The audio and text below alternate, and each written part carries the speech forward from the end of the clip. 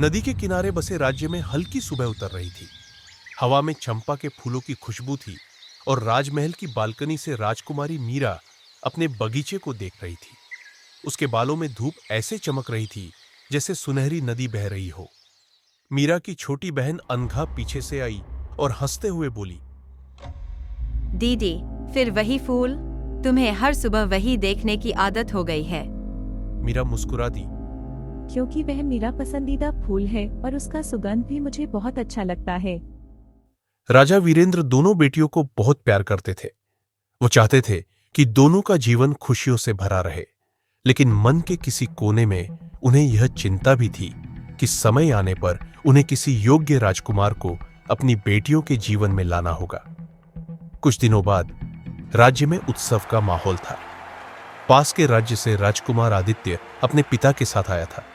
वह शिकार में निपुण था, लेकिन उसके चेहरे पर शांति की एक झलक थी जो बाकी राजकुमारों में नहीं थी। सभा में जब उसकी नजर मीरा से मिली तो समय जैसे ठहर गया। दोनों ने बस एक पल देखा, पर उस एक पल में कुछ ऐसा था जो शब्दों से परे था।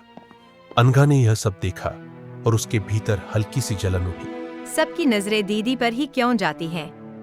उसके भीतर का तूफान धीरे धीरे ईर्ष्या में बदलने लगा।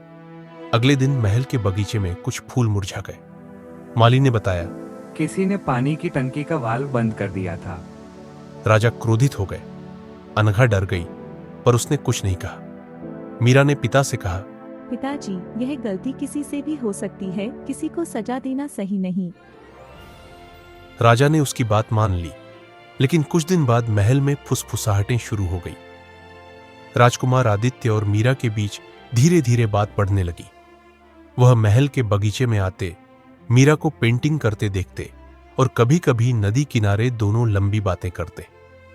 आदित्य ने कहा, मुझे शिकार पसंद नहीं। मुझे अच्छा नहीं लगता किसी के जीवन के साथ खेलना। मीरा ने हंसकर कहा, तो आप भी मेरी तरह हैं। मैं किसी को शिकार करते देखे तो अच्छा नहीं लगता। एक शाम अनघा ने यह सब देखा और गुस्से में मीरा से बोली, सब तुम्हारे इर्द गिर्द ही क्यों घूमता है? हर खुशी तुम्हें ही क्यों मिलती है?